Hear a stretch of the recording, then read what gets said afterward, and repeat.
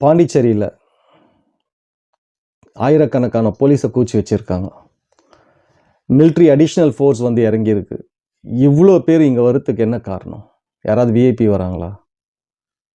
இல்லை வேறு ஏதாவது அங்கே ஒரு ஃபங்க்ஷன் இந்த மாதிரி ஏதாவது முக்கியமான ஈவெண்ட் நடக்க போதா? இது எதுவுமே இல்லை. அங்கே மக்கள் கொந்தளிச்சு போயிருக்காங்க. சாதாரணமாக இல்லை, அந்த அளவுக்கு கொந்தளிச்சு போயிருக்காங்க. இதுக்கெல்லாம் என்ன காரணம்? இதை பற்றி தான் நம்ம இன்றைக்கி இந்த வீடியோவில் தெரிஞ்சுக்க போகிறோம். நிச்சயமாக இதுக்கு இன்ட்ரடக்ஷன் எதுவுமே தேவையில்லை. ஏன்னா இந்த வீடியோ நான் ஷூட் பண்ணும்போதே கொலை வெறியில் ஷூட் பண்ணிகிட்ருக்கேன். அவ்வளோ ஆத்திரத்தில் இந்த வீடியோ நான் ஷூட் பண்ணுறேன். நம்ம ஒவ்வொருத்தருக்குமே அந்த வெறியும் அந்த கோபமும் கண்டிப்பாக இருக்கும் இந்த வீடியோ கேட்டு முடிக்கும்போது. ஒரு 8லேருந்து 9 வயசு குழந்தை, அதை கையை காலை கட்டி கோணிக்குள்ளே போட்டு மூட்டையை கட்டி அவங்க வீட்டுக்கு பக்கத்துலேயே போட்டு வச்சுருக்காங்க. கொன்று கற்பழிச்சு அந்த குழந்தைய சீரழிச்சு. எப்படி மனசு வருது? இந்த மிருகங்களுக்கு எப்படி மனசு வருது? என்ன நடந்துகிட்டு இருக்கு? இந்த மாதிரி எத்தனை வாட்டி எத்தனை வீடியோஸ் நம்ம போடுறது, எத்தனை வீடியோ இதை பற்றி பேசுறதுன்னு எனக்கே தெரியல. ரொம்ப மனசு கஷ்டமாகவும் அவ்வளோ வேதனையோடு இந்த வீடியோவை நான் ஷூட் பண்ணிகிட்டு இருக்கேன். இது ஒரு விழிப்புணர்வு வீடியோ. முடிஞ்ச வரைக்கும் எல்லாருக்குமே ஷேர் பண்ணுங்கள். பெண் குழந்தைய வச்சுருக்க ஒவ்வொரு பேரண்ட்ஸுமே இதை பற்றி தெரிஞ்சுக்கிட்டோம். அப்போ தான் அவங்க குழந்தைங்கள அவங்க எவ்வளோ பத்திரமா பார்த்துக்கணுன்ற அந்த விழிப்புணர்வு கண்டிப்பாக வரும். ஸோ முடிஞ்ச வரைக்கும் மற்ற வீடியோ மாதிரி பார்த்தோம் போனோன்னு இல்லாமல் தயவு செய்து இது எல்லாருக்கும் ஷேர் பண்ணுங்கள். எல்லா அப்பா அம்மாவும் தெரிஞ்சுக்கிட்டோம். பெண் குழந்தைங்கள் இருக்கா ஒவ்வொரு அப்பா அம்மாவுக்கும் இது கண்டிப்பாக போய் சேரணும். அது நம்மளோட கடமை. நான் உங்ககிட்ட சொல்லிடுறேன், இந்த வீடியோ பார்க்குற நீங்கள் ஒவ்வொருத்தரும் இதை முடிஞ்ச வரைக்கும் ஆன வரைக்கும் எல்லாருக்குமே ஷேர் பண்ணி இது ஒரு விழிப்புணர்வு ஏற்படுத்துங்க. போதும். ஒவ்வொரு தடவையும் இதுதான் கடைசின்னு நினச்சி இன்னைக்கு இந்த குழந்தைய வரைக்கும் வந்து நிற்கிது. என்ன நடந்ததுன்னு சொல்லிடுறேன் உங்ககிட்ட. முத்தியால்பேட்டில் ஆர்த்தின்ற குழந்தை வீட்டுக்கு வெளியே விளையாட போயிருக்காங்க ஃப்ரெண்ட்ஸுங்களோட. மணி 4 ஆச்சு, 5 ஆச்சு, 6 ஆச்சு. விளையாட போன குழந்தை வரல. சரி இப்போ வந்துடுவோம் நாங்கள் அப்பா அம்மா வெயிட் பண்ணியிருக்காங்க. வரவே இல்லை குழந்தை. மணி 7 தாண்டின பிறகு என்ன ஆச்சு ஏதாச்சுன்னு தெரியாமல் பதறி போய் வீட்டை சுற்றி தேடி இருக்காங்க. பக்கத்தில் எல்லாரையும் இடத்துலையும் தேடி இருக்காங்க. எங்கேயுமே குழந்தை கிடைக்கல. வலியோட வேதனையோட போலீஸ் ஸ்டேஷன் ஓடி இருக்காங்க. ஏன்னா பொம்பளை குழந்தை, சின்ன குழந்தை. போலீஸ் ஸ்டேஷனில் போய் கம்ப்ளைண்ட் பண்ணியிருக்காங்க. போலீஸும் அவங்களால ஆன வரைக்கும் எல்லா இடத்துலையுமே தேடி இருக்காங்க. 4 நாளைக்கு முன்னாடி நடந்த இன்சிடென்ட் இது. தேடி இருக்காங்க, எங்கே தேடியும் கிடைக்கல. அங்கே இருக்கிற சிசிடிவி கேமரா அத்தனையுமே செக் பண்ணிட்டாங்க. எதுலேயுமே ஒரு சின்ன ஃபுட்டேஜ் கூட கிடையாது. ரொம்ப தூரத்தில் ஒரே ஒரு சிசிடிவி கேமராவில் மட்டும் அந்த குழந்தை யாரையோ பார்த்து பயந்து ஓடி வர மாதிரி ஒரு வீடியோ பார்த்துருக்காங்க. அப்போ அந்த குழந்தைய யாரோ திருத்திட்டு வந்திருக்காங்களா, என்ன நடந்திருக்குன்றது நினச்சி கூட பார்க்க முடியல. அந்த குழந்தை அந்த நிமிஷத்தில் அந்த குழந்தையோட மனசு எப்படி இருந்திருக்கும் யோசிச்சு பாருங்க. அந்த குழந்தை எவ்வளோ பதறி இருக்கும், எவ்வளோ பயத்தோடு ஓடி வந்திருக்கு அந்த குழந்தை. கொஞ்சம் கூட இரக்கமே இல்லாமல் அந்த மனித மிருகங்கள் அது ஒருத்தரா பல பேரான்றது தெரியல. இன்னைக்கும் அவன் எங்கேயோ நாய் சுற்றிட்டு இருக்கிறான், உயிரோட இருக்கிறான். எப்படி இது? ஸோ இந்த குழந்தைய தேடி எங்கேயுமே கிடைக்காம முத்தையால்பேட்டில் இருக்க அத்தனை மக்களுமே வேதனையோட வலியோட ஒவ்வொரு இடத்துல தேடிட்டு இருந்திருக்காங்க, போலீஸ்காரங்க உள்பட.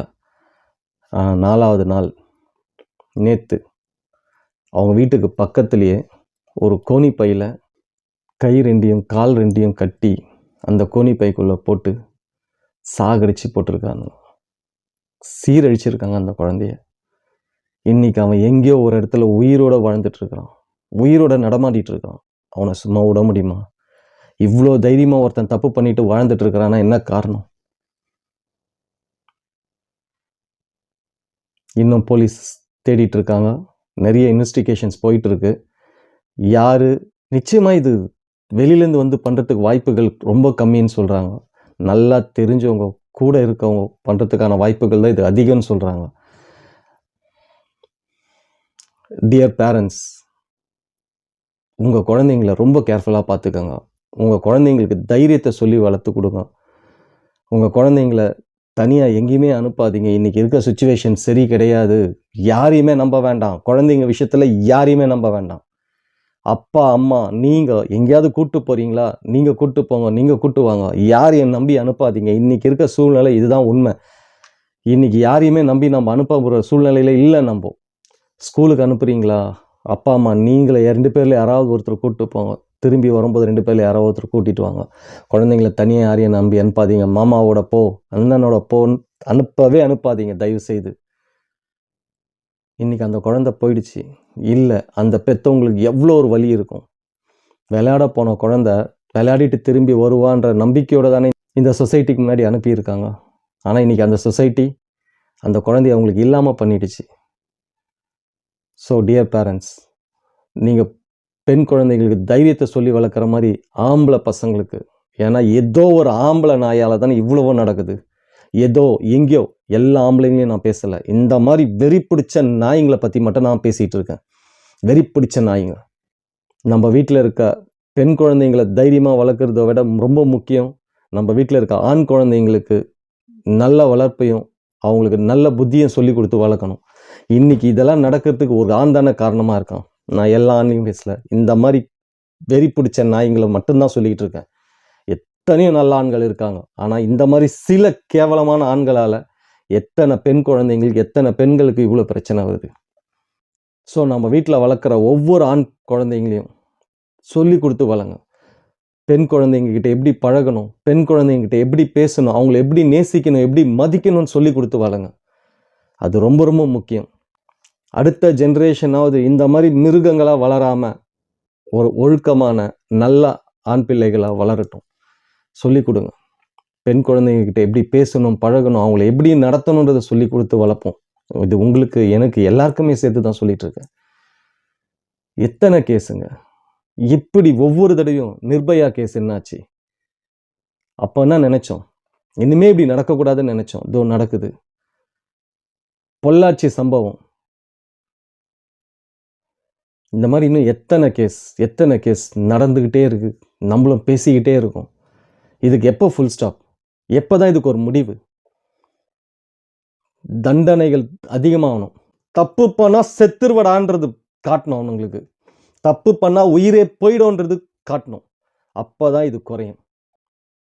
அப்போ தான் இன்னொரு பொண்ணை தொடுறதுக்கு எவனாக இருந்தாலும் யோசிப்பான். ஒரு பெண் குழந்தைங்களை தொடுறதுக்கு எவனாக இருந்தாலும் யோசிப்பான். கண்டிப்பாக தப்பு பண்ணால் நீ செத்துருவ அப்படின்ற பயத்தை உருவாக்கணும். அந்த மாதிரியான தண்டனைகள் மட்டும்தான் இந்த தப்பை குறைக்கும். இல்லை, தொடர்ந்துட்டே தான் இருக்கும். இந்த மாதிரி ஏதாவது தப்பு பண்ணால் நம்ம செத்துருவோம், நம்ம உயிர் போயிடும்ன்ற பயத்தை கொடுக்கணும். இதுதான் ஒரே தீர்வு. இதுதான் ஒரே சொல்யூஷன். அரேப் கண்ட்ரீஸ்ல எல்லாம் போய் இப்படி பண்ண முடியுமா? பண்ணிடுவாங்களா? பண்ணிட்டா உயிரோட இருந்துட முடியுமா?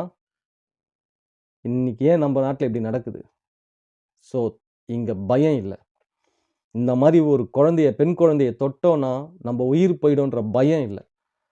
அட்லீஸ்ட் இனிமேவாவது இப்போ புதுசாக அமைய போகிற கவர்மெண்ட், அது எந்த கவர்மெண்ட்டாக வேணாலும் இருக்கட்டும், எந்த சட்டத்தை நீங்கள் கொண்டு வரீங்களோ இல்லையோ, தயவு செய்து பெண் குழந்தைங்களை வந்து இந்த மாதிரி வன்கொடுமை செய்கிற இந்த மாதிரி ஆளுங்களை உடனே சித்திரவதை பண்ணி சாவடிக்கிற மாதிரி, பயப்படுற மாதிரி, நினைச்சாலே கை கால் நடுங்கிற மாதிரி, நினைச்சாலே உயிரே போயிடுற மாதிரியான ஒரு கடுமையான சட்டத்தை தயவு செய்து கொண்டு வாங்க. இதுதான் ஒரே சொல்யூஷன் இந்த மாதிரியான பெண் குழந்தைங்களை காப்பாத்துறதுக்கு. இங்க மறுபடியும் தப்பு பண்ணிக்கிட்டே இருக்கிறானுங்க. சின்ன குழந்தை, 8-9 வயசு குழந்தை, அதுக்கு என்ன தெரியும்? ஸோ இன்வெஸ்டிகேஷன் போயிட்டு இருக்கு. அந்த ரிசல்ட் வந்ததுக்கு அப்புறமா தான் தெரியும் எந்த நாய் இதை பண்ணுச்சு, அவனை என்ன பண்ணலாம், என்ன கவர்மெண்ட் என்ன பண்ண போகுதுன்றது வெயிட் பண்ணி தான் பார்க்கணும். ஆனால் ஒரு குழந்தை இன்னைக்கு உயிரோட இல்லை. இதுவே கடைசியாக இருந்தால் ரொம்ப ரொம்ப சந்தோஷமாக இருக்கும். ஆனால் இதுவே கடைசியாக ஆகணும் அப்படின்னா இப்போ தப்பு பண்ணவனுக்கு தீவிரமான ரொம்ப கடுமையான தண்டனையை கண்டிப்பாக இந்த கவர்மெண்ட் கொடுக்கணும். இன்னொரு தடவை தப்பு பண்ணால் உயிர் போயிடும்ன்ற பயத்தை ஏற்படுத்தணும். இதை மட்டும் இந்த கவர்மெண்ட் செய்துட்டா பல பெண் குழந்தைங்களை நம்மளால் காப்பாற்ற முடியும். பல பெண் குழந்தைங்களை இந்த மாதிரியான மிருகங்கக்கிட்டேருந்து நம்மளால் பாதுகாக்க முடியும். ஸோ தயவுசெய்து இந்த வீடியோவை கவர்மெண்ட் சர்வன்ட்ஸ் நாலேஜை கொண்டு போகிறதுக்கு ட்ரை பண்ணுங்கள். முடிஞ்ச வரைக்கும் எல்லாருக்கும் ஷேர் பண்ணுங்கள். நிறைய பேரண்ட்ஸ் தெரிஞ்சுக்கிட்டோம் நம்மளோட குழந்தைங்கள நம்ம எவ்வளோ பாதுகாப்பாக வச்சுருக்கணும்னு. நான் உங்களை பயப்படுத்தலை. நீங்கள் பயப்படணும்னு அவசியம் இல்லை. ஆனால் பாதுகாப்பாக இருங்க. குழந்தைங்கள மேலே ஒரு கண்ணு வைங்க. அவங்க இங்கே தான் விளையாடிட்டு இருக்காங்க, அங்கே தான் விளையாடிட்டு இருக்காங்க. சரி இந்த அண்ணன் கூட தான் போயிருக்காங்க, இந்த மாமா கூட தான் போயிருக்காங்கன்றது கொஞ்சம் கேர்லெஸ்னஸ் வேண்டாம். ஏன்னா ஏதாவது நம்ம எல்லாரையும் தப்பாவும் நினைக்க முடியாது, எல்லாரையும் கரெக்டாகவும் நினைக்க முடியாது. So prevention is better then cure. நம்ம யாரையும் தப்பாக நினைக்க வேணாம், யாரையும் சரியாகவும் நினைக்க வேணாம். நம்ம குழந்தைங்கள நம்ம பாதுகாத்துப்போம். ஸோ எங்கேயாவது போகணும், எங்கேயாவது வரணும்னா நீங்கள் கூப்பிட்டு போங்க. அப்பா இல்லை அம்மா கூப்பிட்டு போங்க. வேற யாரையும் நம்பி அனுப்பாதீங்க, வேண்டாம். இன்னைக்கு இருக்க சூழ்நிலை சரியில்லை. ஸோ நம்ம குழந்தைங்கள நம்ம தான் பார்த்துக்கணும். நம்ம மட்டும்தான் பார்த்துக்க முடியும். இதே ஊரில் பாண்டிச்சேரிக்கும் கடலூருக்கும் நடுவில் ஒரு குழந்தை ஒரு 7-8 நாளைக்கு முன்னாடி இதே மாதிரி தான் கோணியில் போட்டு கடத்தி தூக்கின்னு போயிருக்காங்க. ஆனால் அந்த குழந்தை அவன் அதில் ஒருத்தன் ஃபோன் பேசிகிட்டு இருந்திருக்கான். இன்னொருத்தனோட காலை கடிச்சிட்டு அங்கேருந்து தைரியமாக தப்பிச்சு ஓடி வந்திருக்கு. அங்கேருந்து தைரியமாக தப்பிச்சு வந்து அவங்க அப்பா அம்மாவை பார்த்து விஷயத்த சொல்லியிருக்குது. இந்த மாதிரி தைரியத்தோடு தான் நம்ம குழந்தைங்கள வளர்க்கணும். அவங்க இந்த குழந்தைய ஹாஸ்பிட்டலுக்கு கூப்பிட்டு போயிருக்காங்க. அதே இடத்துல அதே ஹாஸ்பிட்டலுக்கு இந்த நாயும் வந்திருக்குது. ஆனால் அவன் நாய் கடிச்சிருக்குன்னு பொய் சொல்லியிருக்கான். நாய் கடிச்சிருக்குன்னு பொய் சொல்கிறதால ஆனால் டாக்டர்ஸ்க்கு தெரியாதா? டாக்டர்ஸ் பார்த்துருக்குறாங்க. இது நாய் கடித்த மாதிரி இல்லையே, இது பல்லு வித்தியாசமாக இருக்கேன்னு சொல்லி அதுக்கப்புறமா போலீஸில் இன்ஃபார்ம் பண்ண பிறகு பார்த்தா இந்த நாய் தான் அந்த குழந்தைய கடத்திட்டு போயிருக்கு. இன்னொருத்தன் கிடைக்கல. ஸோ இந்த மாதிரியான நாய்ங்களை, இந்த மாதிரியான மிருகங்களை வேட்டையாடுறதுல தப்பே கிடையாது. ஸோ இதுக்கு ஒரே சொல்யூஷன், தண்டனைகள் கடுமையாக இருக்கணும். நினைச்சாலே பயப்படுற மாதிரியான தண்டனையாக இருக்கணும். அட்லீஸ்ட் இந்த கவர்மெண்ட் அதை கொஞ்சம் கன்சிடர் பண்ணால் ரொம்ப நல்லாயிருக்கும். சென்ட்ரல் கவர்மெண்ட் இதை கண்டிப்பாக ஒரு ரூலாகவே கொண்டு வந்தால், ஒரு கடுமையான சட்டமாக கொண்டு வந்தால் ரொம்ப ரொம்ப நல்லாயிருக்கும். இந்த வீடியோ வழியாக நான் சென்ட்ரல் கவர்மெண்ட்டுக்கும் ஸ்டேட் கவர்மெண்ட்டுக்கும் கேட்குற ஒரு ஹம்பிள் ரிக்வெஸ்ட், பெண் குழந்தைங்களை காப்பாற்றுங்க. இந்த மாதிரியான மிருகங்கள்கிட்டேருந்து பெண் குழந்தைங்களை காப்பாற்றுங்க. அதுக்கு தண்டனைகளை கடுமையாக்குங்க ப்ளீஸ். என்ன சொல்கிறதுன்னு தெரியல எனக்கு. வெயிட் பண்ணி பார்ப்போம். இன்வெஸ்டிகேஷன் போயிட்டுருக்கு. எந்த நாய் இதை பண்ணுச்சு, என்ன பண்ண போகிறாங்கன்றது வெயிட் பண்ணி பார்க்கலாம். ஆனால் இன்றைக்கி அந்த பெற்றவங்களுக்கு அந்த குழந்தை இல்லை. அந்த குழந்தை எவ்வளோ கனவுகளோட இருந்திருக்கும், எவ்வளோ ஆசையாக அது வெளியே விளையாட போயிருக்கும். இன்றைக்கி அந்த குழந்தை உயிரோட இல்லை. ஸோ முடிஞ்ச வரைக்கும் இந்த வீடியோவை எல்லாருக்குமே ஷேர் பண்ணுங்கள். நிறைய பேரண்ட்ஸ் பார்க்கட்டும், தெரிஞ்சுக்கிட்டோம், அவங்கவுங்க குழந்தைங்கள பத்திரமா பார்த்துக்கிட்டோம். ஆம்பளை பசங்களை சொல்லி வளர்க்கட்டும். நாளைக்கு உங்களை நான் வேற ஒரு வீடியோவில் மீட் பண்ணுறேன்.